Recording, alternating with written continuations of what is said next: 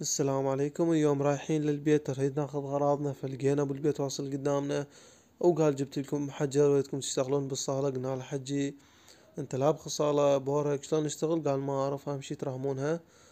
طبعا احنا كادرنا دائما مجهز للعمل، قلنا له ما يخالف حجر راهمها لك. وبدينا نشتغل.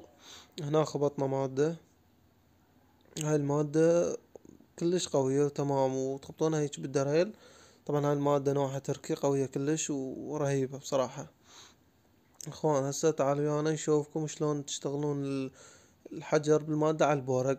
بس لازم اهم شي البورق ما توصله رطوبة نهائيا، اذا وصلتها رطوبة فهذا الشغل مو صحيح، اهم شي يكون بدون رطوبة.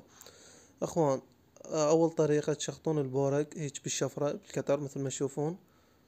استاذ وليد جاي يشخط بيها هيجي، شوفوا شلون يشخطها بالكتر. شخوط يخلي بيها هواية، ورشة ماي خفيفة كلش خفيفة يعني، بس بحيث تريح التراب عن الحائط مال البورق، الغبرة. اخوان المقطع شوي راح يصير طويل، فخليكم ويا الفيديو ان شاء الله يعجبكم، بيه معلومات هواية ونصائح هواية، واتمنى تشاهدون للاخير. خليكم ويا الفيديو اخوان. اخوان هنا تلبخون المادة على الحائط بهاي الطريقة مثل ما تشوفون.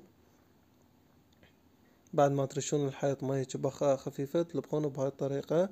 وهنا تشخطون اللبخ بهاي الطريقة بالمعالج المسنن، بحيث يسحب الزايد، ما يخلي مادة زايدة على الحائط مثل ما واضح عندكم بالفيديو.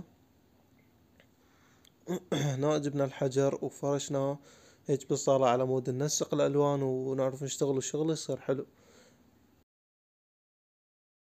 هنا بدينا نشتغل، والشغل صراحة راح يصير حلو وفد شي مختلف يعني.